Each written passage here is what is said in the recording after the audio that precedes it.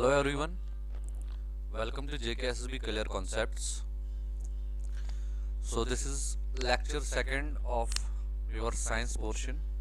इससे पहले हमने मेटल्स एंड नॉन मेटल्स जो है वो करवाया है और जो भी चीज़ें उसमें है वो हमने सारी जो है उस लेक्चर में कंप्लीट की है।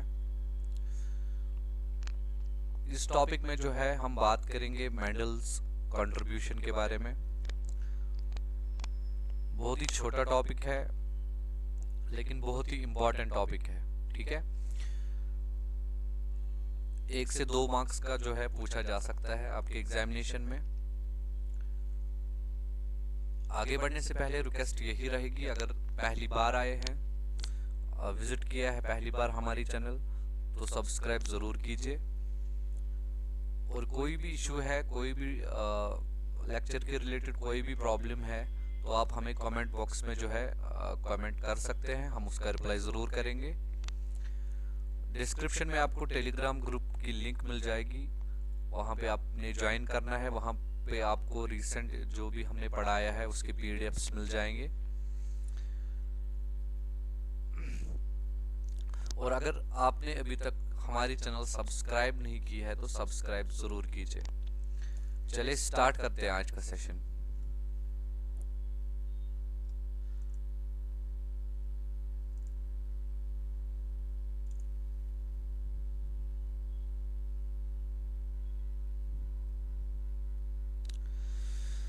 चलिए देखिए, मेंडल का वर्क देखने के लिए सबसे पहले देखिए, हर कोई स्टूडेंट साइंस बैकग्राउंड का नहीं होता जो JKSSB के लिए अप्लाई करता है। तो हमने इस लेक्चर में जो है बिल्कुल बेसिक से स्टार्ट किया है।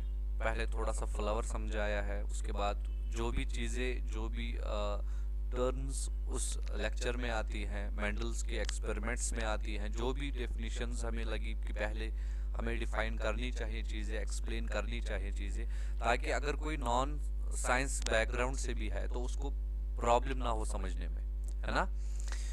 तो चलिए स्टार्ट करते हैं। सबसे पहले हम देखते हैं स्ट्रक्चर ऑफ फ्लावर, है ना। क्योंकि फ्लावरिंग प्लांट्स जो है वो रिप्रोड्यूस करते हैं थ्रू सेक्सुअल रिप्रोडक्शन, जिसमें कि उनके मेल और फीमेल पार्ट्स जो है इंक्लूड होते हैं, है ना। तो इसलिए पहले उन पार्ट्स को समझना ज़रूरी है। इवन अगर समझे भी नहीं लेकिन याद रखना ज़रूरी है कि क्या है, कैसे है ना। तो सबसे पहले हमने स्ट्रक्चर ऑफ फ्लावर के बारे में जो है लिखा है। देखिए, फ्लावर जो है इसके 4 वर्ल्स होते हैं, ठीक है। सबसे पहला होता है कैलेक्स, जिसको हम सेपल्स भी बोलते हैं। अब ये क्या होता है, ये आउटर मोस्ट होता है, ये ग्रीन होता है ना। इसमें लीफ लाइक स्ट्रक्चर होता है और ये प्रोटेक्ट करता है बर्ड को, ठीक है। 1 सेकंड में थोड़ा सा पेन मोटा कर देता हूँ। हाँ जी, ठीक है। तो आउटर मोस्ट जो है वो होता है सेपल। आउटर मोस्ट आपने देखा होगा, अगर आपने कोई भी फ्लावर देखा होगा, मान लो रोज या कोई भी फ्लावर है, तो आपने देखा होगा एक्सटर्नली उसको ऐसे ग्रीन कलर का पैचिंग होती है बाहर से, है ना। तो वो होता है सेपल्स, ठीक है। उसके अंदर आता है कोरोला, जिनको हम पेटल्स कहते हैं। तो इनमें क्या होता है, ये ब्राइट कलर्ड होते हैं और इनका काम है इंसेक्ट्स को अट्रैक्ट करना, ठीक है। 2 चीजें हो गई।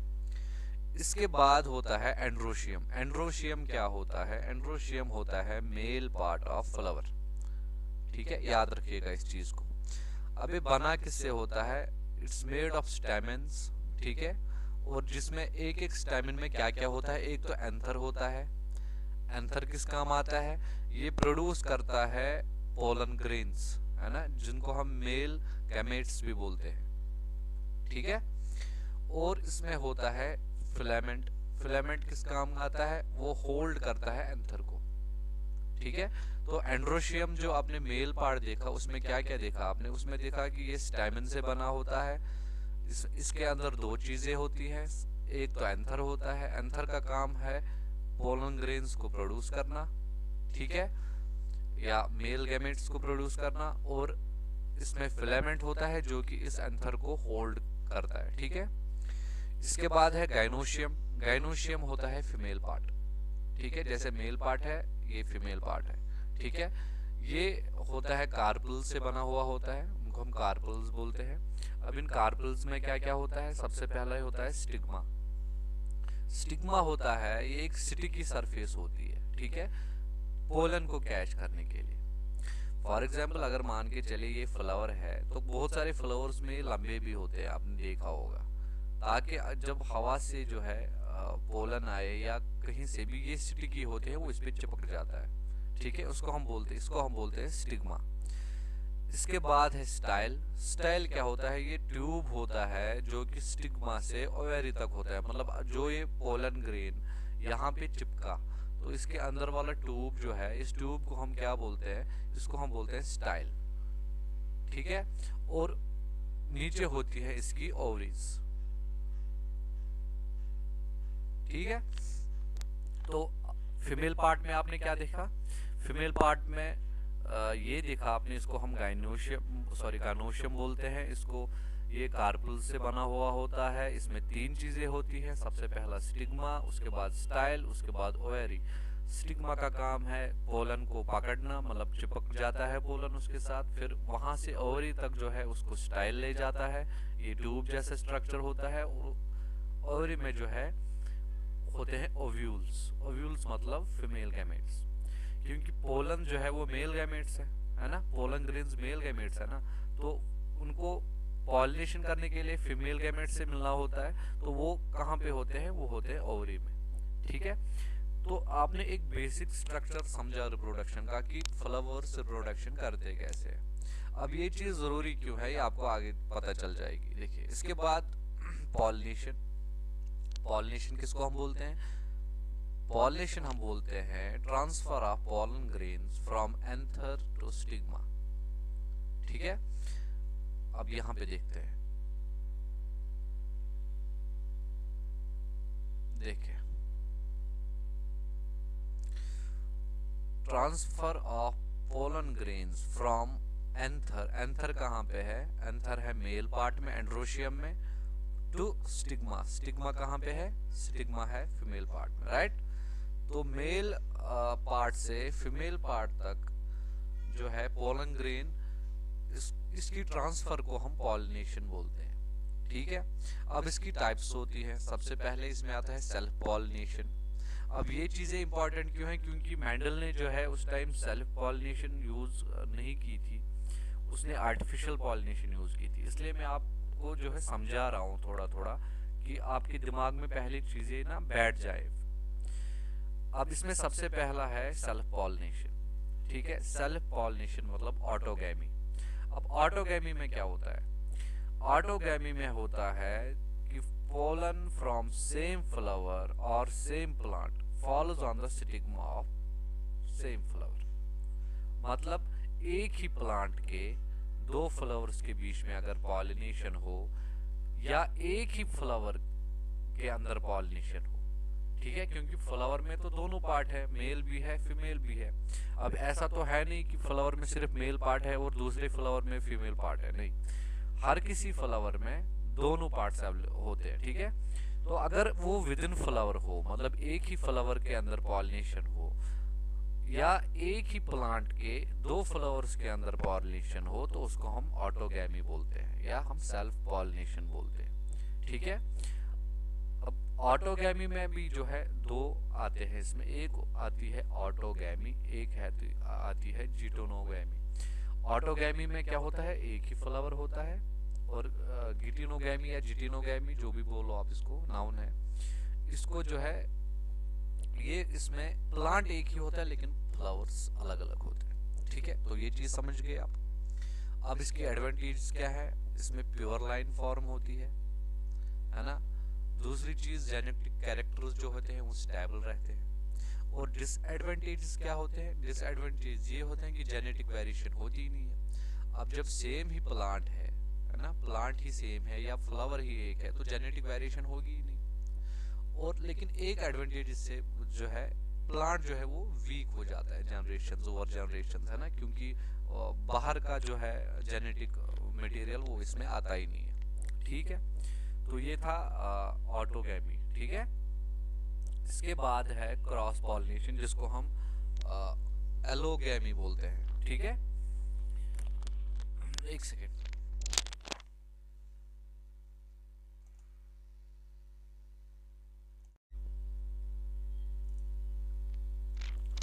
हाँ जी चले देखते हैं दूसरा। दूसरा इसमें आता है क्रॉस पॉलिनेशन। ठीक है, अब ऑटो में हमने देखा कि या तो एक ही फ्लावर था या तो एक ही प्लांट के दो फ्लावर थे। ठीक है, क्रॉस में क्या होता है, इसमें एक फ्लावर जो है वो दूसरे फ्लावर को एज यूजुअल पॉलिनेट करता है, लेकिन फ्रॉम ए डिफरेंट प्लांट। मतलब एक प्लांट अलग है, दूसरा प्लांट अलग है। ठीक है, अब इसमें एजेंट्स होते हैं। करवाता कौन है? सबसे पहले है इसमें इंसेक्ट्स। फॉर एग्जाम्पल यहाँ पे एक फ्लावर था, अब इंसेक्ट आया, वो इस पे बैठ गया, उसने यहाँ से पॉलन उठाया और उसने इस वाले फ्लावर पे ड्रॉप कर दिया। ठीक है, तो पॉलिनेशन हो गई। तो इस ट्रांसफर को हम बोलते हैं एंटोमोफाइली। ओके, अगर हवा से पोलन यहाँ से उड़ के यहाँ पे आया, मतलब अगर एजेंट विंड था तो उसको हम बोलते हैं एनीमोफाइली। ओके, अगर वाटर से आया तो हाइड्रोफाइली, और अगर बर्ड्स ने लाया तो ऑर्निथोफाइली। ठीक है, तो ये तो हुए एजेंट्स।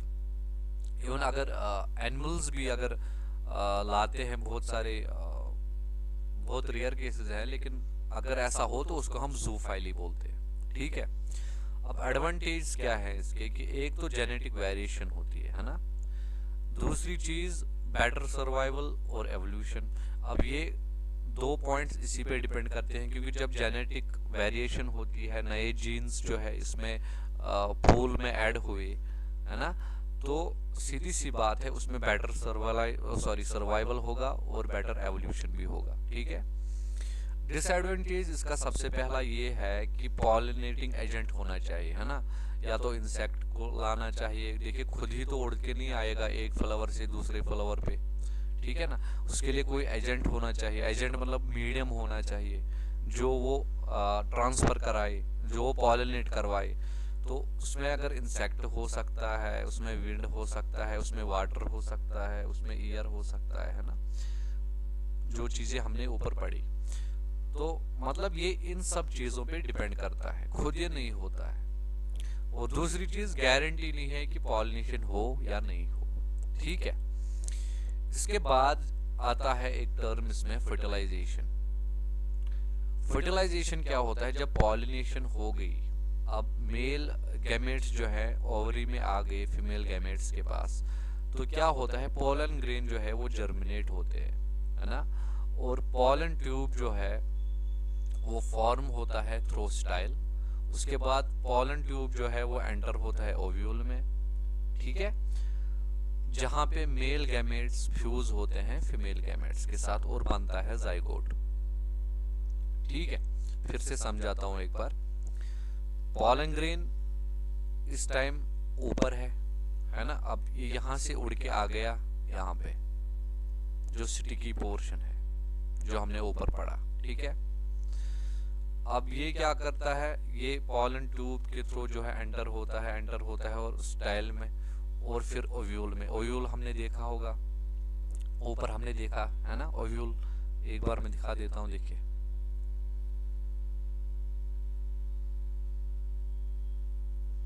ये देखिए ओवरी, है ना, इसी में तो ओव्यूल्स होते हैं ना, ओवरी में भी। वेट, हाँ। उसके बाद क्या होता है, अब जब वहां पे मेल गैमेट्स फ्यूज हो गए फीमेल गैमेट्स के साथ, तो बनता है जाइगोट। ठीक है, और जाइगोट से क्या बनता है फिर, या तो एक तो सीड बनेगा जिसको हम डेवलप्ड ओव्यूल बोलते हैं, या फ्रूट बनेगा जिसको हम डेवलप्ड ओवरी बोलते हैं। ठीक है, तो ये हमने समझा फर्टिलाइजेशन, पॉलिनेशन और बेसिक टर्म्स, है ना, स्ट्रक्चर ऑफ फ्लावर। अब कुछ टर्म्स जो जेनेटिक टर्म्स है जो कि मेंडल ने यूज की है, आप कंफ्यूज हो जाओगे, इसलिए एक बार इनको भी देख लेते हैं। ठीक है, देखिए सबसे पहला है जीन। जीन मतलब डीएनए का एक सेगमेंट जो कि कंट्रोल करता है एक ट्रेट को। ट्रेट मतलब for example height, for example colour, है ना, कोई भी स्पेसिफिकेशन एक। ठीक है, इसके बाद जो टर्म है वह है अलील। अलील क्या होता है? ये होते हैं different forms of same gene, मतलब एक ही जीन के बहुत सारे टाइप्स, उनको हम अलील बोलते हैं। ठीक है, जैसे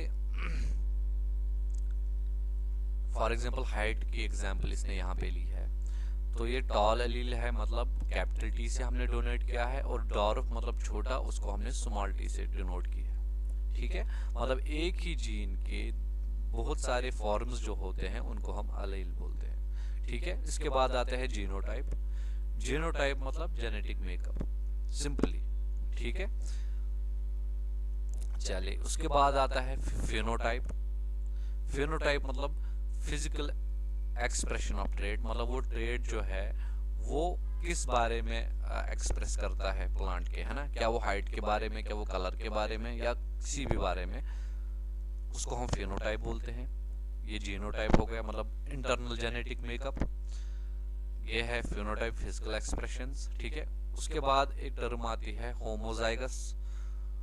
होमोजाइगस मतलब इसमें दोनों अलील्स जो है वो सेम होते हैं। हेटेरोजाइगस में क्या होता है, अलील्स डिफरेंट होते हैं।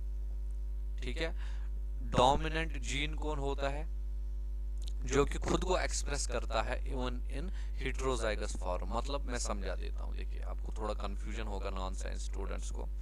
अब हमने फॉर एग्जांपल यहाँ पे हाइट की ही बात ली, ये है हाइट, ये है टॉल, और ये है डॉर्फ।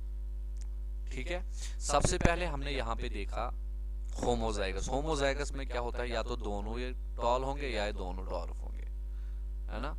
हेटेरोजाइगस में क्या होता है, एक वो होता है, एक ये होता है।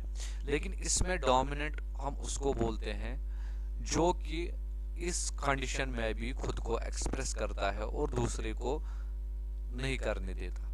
जैसे यहाँ पे ये अगर हम इसका देखें तो ये टॉल ही है ना, लेकिन यहाँ पे डॉर्फ का भी एक था ना जीन, तो इसने डॉर्फ के जीन को जो है एक्सप्रेस नहीं होने दिया, खुद एक्सप्रेस हुआ हेटेरोजाइगस कंडीशन में भी, तो हम इसको बोलते हैं डोमिनेंट जीन, और इस वाले को बोलते हैं हम रिसेसिव जीन। ठीक है, आ गया समझ। उसके बाद है हाइब्रिड। हाइब्रिड भी सेम ही है, मतलब offsprings of two genetically different parents, है ना। ठीक, उसके बाद है प्योर लाइन। प्योर लाइन क्या होता है, प्योर लाइन होता है a group of individuals that produce identical offspring on self pollination. मतलब अगर हम ग्रुप ले एक इंडिविजुअल्स का, और अगर वो अपने ऑफस्प्रिंग्स सेल्फ पॉलिनेशन की वजह से आइडेंटिकल प्रोड्यूस करे, तो हम उसको बोलते हैं प्योर लाइन।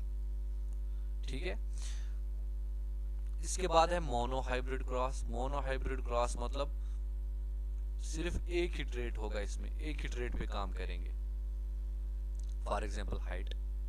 उसके बाद है डाई हाइब्रिड। डाई हाइब्रिड में दो आएंगे, दो traits, for example seed shape और सीड कलर, है ना। उसके बाद हम पढ़ेंगे अब मेंडल्स वर्क। ठीक है, तो ये हमने पहले बेसिक देखा। अगर कहीं भी कंफ्यूजन है, वीडियो थोड़ा सा पीछे लेके एक बार फिर से देख लो। ठीक है, आपने कोई डीप नहीं जाना उन चीजों में, बस वो एक बेसिक था ताकि आपके माइंड को थोड़ी सी प्रिपरेशन मिले, है ना। अगर नॉन साइंस स्टूडेंट है या साइंस बैकग्राउंड नहीं है, तो ये सब चीजें समझने में बहुत मुश्किल होती है। ठीक है, चलिए मेंडल का अब हम वर्क देखेंगे, मेंडल का कंट्रीब्यूशन देखेंगे। देखिए ग्रिगोर जोहान मेंडल जो है, इनको हम फादर ऑफ जेनेटिक्स बोलते हैं। इन्होंने यूज किया पी प्लांट्स को स्टडी करने के लिए, और इन्होंने देखा कि हाउ ट्रेड्स कैसे एक पेरेंट से उसके बच्चे में जो है पास होते हैं, ये इनका काम था। ठीक है, अब इसने पी प्लांट ही क्यों लिया, ठीक है, क्यों पी प्लांट लिया, ऐसा क्या था पी प्लांट में, कोई और प्लांट क्यों नहीं लिया। बॉटेनिकल नेम है पी प्लांट का पाइसम सैटिवम, याद रखिएगा इस चीज को, डायरेक्टली जे कैसे भी पूछ सकता है। और यहां से आपके क्वेश्चन आने के चांसेस अब बढ़ जाते हैं। ठीक है, वो तो हम बेसिक पढ़ रहे थे। देखिए अब चूज क्यों किया पी प्लांट को, पाइसम सैटिवम को मेंडल ने चूज क्यों किया। पहला पॉइंट, इजी टू ग्रो। सबसे पहले तो ये बहुत इजीली ग्रो होता है और बहुत तेज ग्रो होता है ना, और बहुत सारे सीड से प्रोड्यूस करता है। दूसरा चीज, इसकी लाइफ साइकिल शॉर्ट है, मतलब हम बहुत सारी जनरेशंस को क्विकली जो है स्टडी कर सकते हैं। तीसरा, ये नेचुरली सेल्फ पॉलिनेटिंग है, ठीक है, ये प्योर लाइन मेंटेन करने में हेल्प करता है। चौथी चीज, क्रॉस पॉलिनेशन भी हम इजीली इससे करवा सकते हैं, चाहे वो आर्टिफिशियल हाइब्रिडाइजेशन हो, है ना। पांचवी चीज, इसमें क्लियर कॉन्ट्रास्टिंग ट्रेड्स हैं, मतलब हम सीधे सीधे ट्रेड्स पे इस पे काम कर सकते हैं। फॉर एग्जांपल, सीड है, एक राउंड शेप्ड है, एक रिंकल्ड है ना। हाइट की बात करें तो टॉल है, एक डॉर्फ है। तो इसमें जो है सीधे सीधे कॉन्ट्रास्टिंग ट्रेड्स है ना, आराम से हम देख सकते हैं। एक बार फिर से, एक तो इजीली ग्रो होते हैं, ये पहला पॉइंट। छोटा लाइफ साइकिल है तो बहुत सारी जनरेशंस को हम जल्दी पढ़ सकते हैं, उन पे काम कर सकते हैं। तीसरी चीज, नेचुरली सेल्फ पॉलिनेटिंग थे। चौथी चीज, क्रॉस पॉलिनेशन भी आराम से हम इस पे करवा सकते हैं। और पांचवी चीज, क्लियर कॉन्ट्रास्टिंग ट्रेड्स हैं, ठीक है। अब इसने क्या किया, इसने 7 ट्रेड्स सिलेक्ट किए, है ना। क्या क्या था, मेन जो थे इसमें, एक तो टॉल और डॉर्फ, मतलब लंबा और छोटा, एक राउंड एंड विंकलेट सीड्स की बात हो रही है, एक येलो और ग्रीन ये भी सीड्स है, ठीक है। चलिए, और एक पॉइंट है कि लार्ज नंबर ऑफ ऑफस्प्रिंग होते हैं पी प्लांट के, तो इसको इन पे काम करने बहुत ही इजी लगा, ठीक है।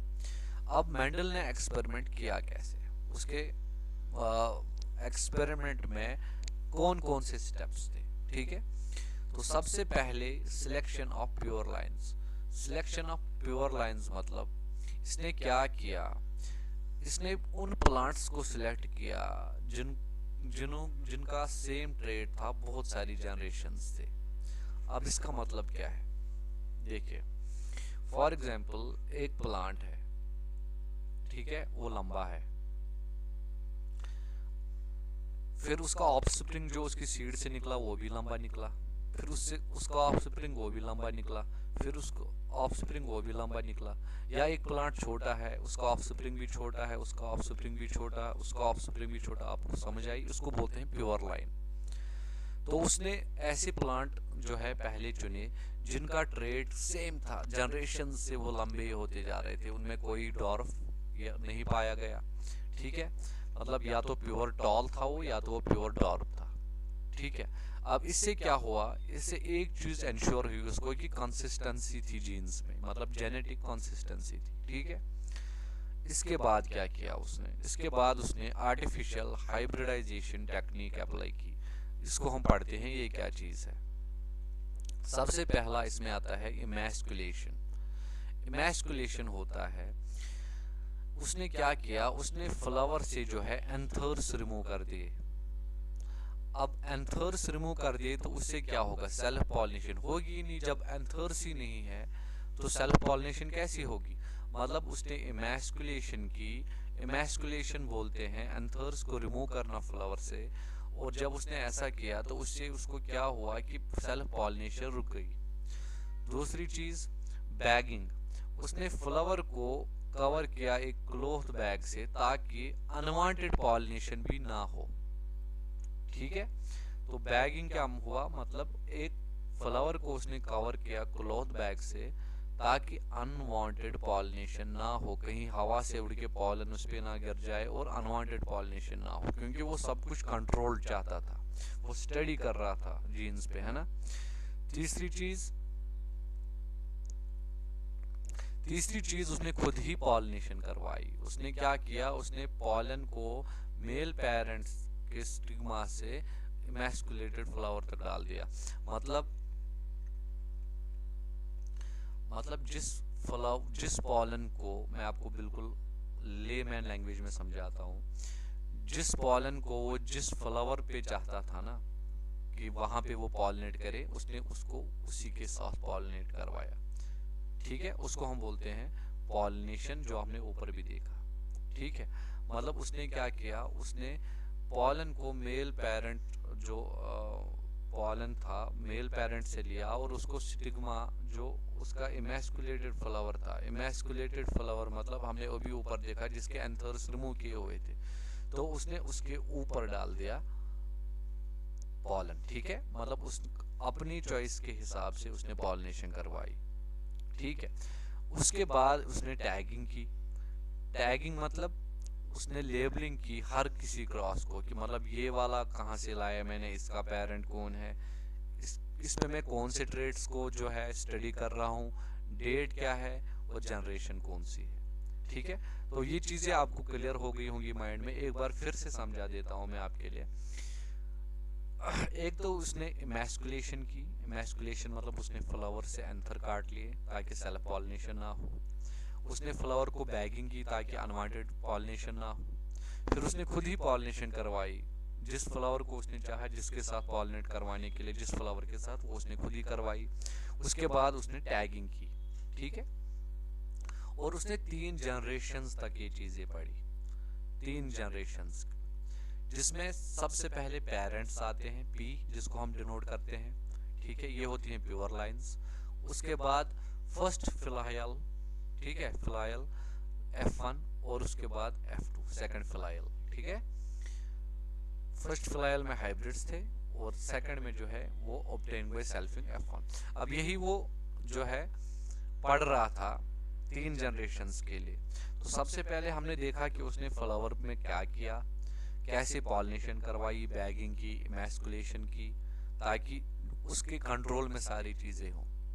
ठीक है, कोई भी अनवांटेड पॉलिनेशन ना हो, कोई भी उसके रिजल्ट्स में जो है कमी ना निकले। ठीक, 3 जनरेशंस तक उसने ये पढ़ा। ठीक है, अब आते हैं एक्सपेरिमेंट। सबसे पहला है उसका mono hybrid experiment. Mono hybrid experiment मतलब जिसमें हम सिर्फ एक ही ट्रेड को स्टडी करते हैं। ठीक है, उसने मोनो हाइब्रिड एक्सपेरिमेंट में उसने ली प्लांट की हाइट। तो पहले स्टेप में उसने क्या किया, पेरेंटल क्रॉस। पेरेंटल क्रॉस मतलब उसने एक tall plant, pure tall plant को प्योर डॉर्फ प्लांट के साथ पॉलिनेट करवाया। ठीक है, और जब उसने देखा F1 जनरेशन जब उसने देखी तो सभी के सभी टॉल थे, जीनोटाइप T और स्मॉल t था और टॉलनेस डोमिनेट थी। ठीक है, तीसरे स्टेप में उसने क्या किया, उसने आपस में इनको करवाया जनरेशन को। ठीक है, फिलियल 1 जनरेशन को आपस में सेल्फ पॉलिनेशन करवाई है, सेल्फिंग जिसको हम बोलते हैं। तो वहां से रिजल्ट क्या आया, जब उसने हाइब्रिड वर्सेस हाइब्रिड किया जो कि पेरेंटल क्रॉस से यहाँ से आया था। देखिए मैं आपको यहाँ पे समझा देता हूँ। जब उसने सबसे पहले प्योर पेरेंट्स को टॉल और डॉर्फ पेरेंट्स को पॉलिनेट करवाया। ठीक है, तो वहां पे क्या हुआ, वहां पे सभी टॉल निकले। ठीक है, टॉल निकले, तो यहाँ पे टॉलनेस जो है वो डोमिनेट हुई और डॉर्फ ने जो है वो रेसेसिव हुई, है ना। फिर उसने क्या किया, फिर उसने 2 इनको करवाया। तो वहां पे जो टेबल बना उसको हम पनेट स्क्वायर बोलते हैं, वो ये बना, है ना। एक तो ये देखिए, ये भी टॉल है, ये भी टॉल है, ये भी टॉल है, ये डॉर्फ है। तो पहली जनरेशन में तो सभी डॉल थे, लेकिन दूसरी फिलियल जनरेशन में क्या हुआ, एक डॉर्फ आ गया, बाकी टॉल आ गए, है ना। तो उसका रेशियो जब उसने निकाला, अगर हम जीनोटाइपिक रेशियो देखते हैं तो वो क्या आता है, एक तो प्योर टॉल था, 2 टॉल थे लेकिन हाइब्रिड थे, और एक बिल्कुल डॉर्फ था। तो रेशियो आया 1:2:1 और फिनोटाइपिक रेशियो 3:1, मतलब एक ही डॉर्फ था और 3 टॉल थे। तो ये थे मेंडल का मोनो हाइब्रिड एक्सपेरिमेंट। ठीक है, उसके बाद इसने जब डाई हाइब्रिड एक्सपेरिमेंट किया, इसमें इसने क्या लिया, इसमें इसने 2 चीजें ली। एक सीड की शेप, या तो वो राउंड थी या तो वो रिंकल्ड थी। ठीक है, और सीड कलर येलो और ग्रीन। ठीक है, सबसे पहले जब इसने पेरेंट्स को लिया तो इसने प्योर जो है एक तो राउंड शेप लिया और एक येलो लिया, और दूसरी साइड से एक रिंकल्ड लिया और एक ग्रीन लिया।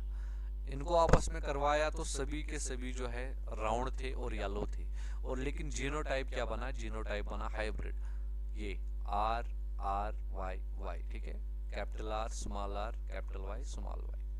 तो गैमेट जो बने वो क्या क्या बने, एक तो आर वाई, एक तो देखिए आपने ये सारा प्रोसीजर नहीं समझना, आप आपका एग्जामिनेशन जो है वो मल्टीपल चॉइस क्वेश्चन है, आपको बस चीजें याद रखनी है, ध्यान रखनी है, कहाँ कहीं से भी पूछ सकता है आपको एग्जामिनर, ठीक है।